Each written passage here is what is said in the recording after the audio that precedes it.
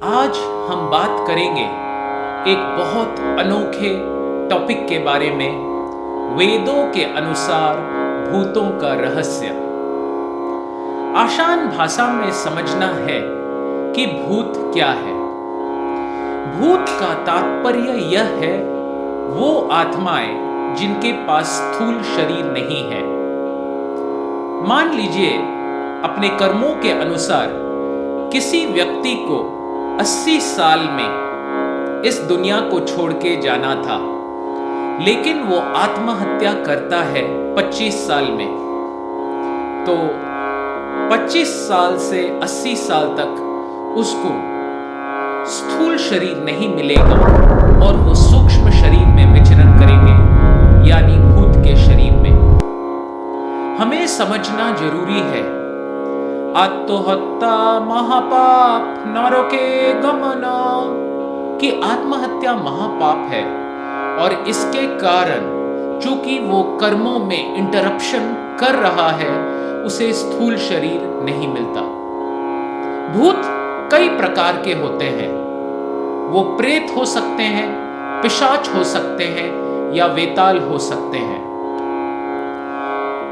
कई समय हमें समझना चाहिए कि जब आत्मा शरीर को अस्वाभाविक रूप से छोड़ता है, यानी अकाल मृत्यु होता है और अपरिपक्व रूप में आत्महत्या वो करता है, तब उसे भूत का शरीर मिलता है। उस समय उसे तुरंत भौतिक शरीर नहीं मिलता और सूक्ष्म शरीर में वो भूत के शरीर में विचरण करता है। ऐसे भूतों का एक्सपीरियंस कई लोगों को हुआ है और अगर आप गूगल में टाइप करेंगे, आज भी बहुत पुराने घर, पुराने किले या पुराने बंगले हैं जहां पे भूत या आत्माएं रहती हैं, जिनको हॉन्टेड हाउस बोलते हैं और ये काफी फेमस है। आप गूगल में इन्हें चेक कर सकते हैं। सूक्ष्म शरीर आत्मा के साथ स्थूल शरीर को छोड़ती है, लेकिन जब आत्मा को नया स्थूल शरीर नहीं मिल पाता है, वो एक अशारीरिक अस्तित्व में भूत कहा जाता है। भूत अत्यंत परेशान रहते हैं क्योंकि उनकी भौतिक इच्छाएं और वासनाएं तो रहती हैं कई जन्मों के, परंतु वो अपने इंद्रियों की तृप्ति स्थूल शरीर से नहीं कर पाते हैं। इसीलिए वो दूसरों के शरीर में जाके भौतिक सुखों को प्राप्त करना चाहते हैं। जैसे अगर उन्हें भूख लगती है तो वो किसी और के शरीर में घुस के भोजन लेने की इच्छा करते हैं। और हमें ये समझना होगा कि अलग अलग जगहों पे भूतों का प्रादुर्भाव ज्यादा होता है। जैसे शमशान घाट, जहां पे नेगेटिव एनर्जी ज्यादा होती है, और हॉन्टेड हाउस जहां पे तामसिक गुण ज्यादा है, ऐसे जगह पे भूतों का वास ज्यादा होता है। भागवतम के 5वें सर्ग में महाराज ऋषभदेव भरत और उनके अन्य पुत्रों को निर्देश दे रहे हैं कि मनुष्यों में विभिन्न स्तर है और भूत इंसान से एक अलग स्तर में होते हैं। तो अनिष्ट शक्तियों की सूक्ष्म लोक तक ये भूत पहुंच सकते हैं और आक्रमण भी कर सकते हैं मनुष्यों को।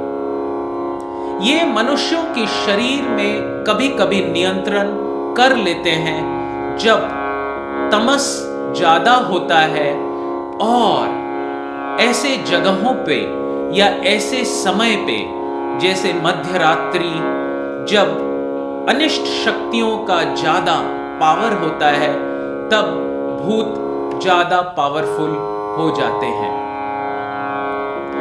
असल में हमें एक बात समझना होगा कि ये अनिष्ट शक्तियां कभी कभी मनुष्यों में अपना इफेक्ट दिखाती है और अचानक से कभी कभी ऐसे लालसाएं आ जाती है मनुष्य पे जब वो दूसरों के प्रति हानिकारक हो जाता है और उसके अंदर द्वेष भर जाता है।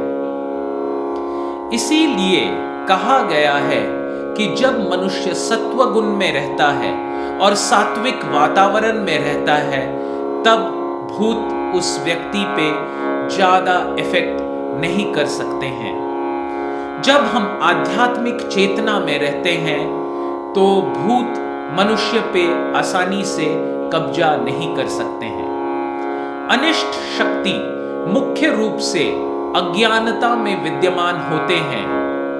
तो जहां तक लोग अज्ञान की स्थिति में रहते हैं वो अशुद्ध रहते हैं और पापी आदतों में रहते हैं। जैसे रात के समय में अत्यधिक जागरण करना, 12 से 2 बजे तक दानवी और भूतिया शक्ति ज्यादा प्रखर होती हैं और जब अज्ञानता प्रमुख होती है, जो नशा करते हैं और अज्ञानता में रहते हैं, तब भूत ऐसे लोगों पे आक्रमण कर सकते हैं। जब हम अनिष्ट शक्तियों के अधीन होते हैं तब हम अति संवेदनशील बन जाते हैं।